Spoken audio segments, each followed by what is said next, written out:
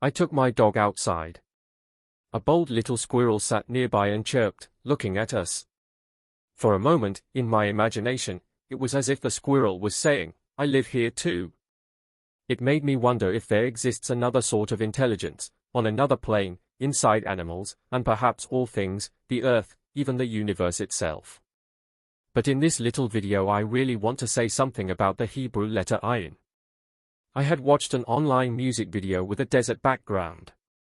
As I stared at this emptiness, or nothingness of the desert, I realized this interaction with a sort of nothingness can create a future, create a path of destiny. And I thought how strange that a thing can begin with this vast kind of nothingness. In this regard I think about the letter Ayin. Now I hardly understand the letter Ayin, and there is much one can say, but I will confine my angle to the view of getting out of trouble, or helping one's path in this life. Now this Ayin process is apparently very important. We find it right in the beginning of the great catastrophe. Ayin has to do with seeing, and it is curious that the serpent said to Eve, "When you eat this fruit your eyes, or Ayin, will be open." And the woman saw, or Ayin, that the tree was good. And again, their eyes, or Ayin, were opened, and they knew they were naked. The whole problem of our lives started with this Ayin.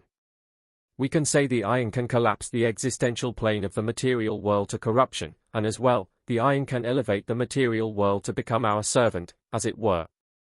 That is why I had said, in the title, the Ayin is over everything. We can even say, for the sake of emphasis, the Ayin process inside us rules everything, rules destinies, rules the stock market, rules our bank account, rules possibilities, can keep you in prison, can set you free from prison. In practice the Ayin is part of the notion of seeing our inner image.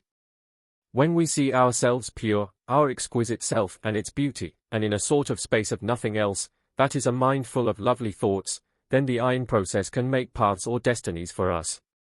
When Adam and Eve saw, or Ayin, their nakedness, they saw, not their physical body, as it were, but that something was lost in them, an inner image of defect. So we can latch on another scripture. When the eye is single or singular, that is the seeing the very own image of exquisite self in purity, then the whole being is full of light. The future path must bow to our visual self-awareness.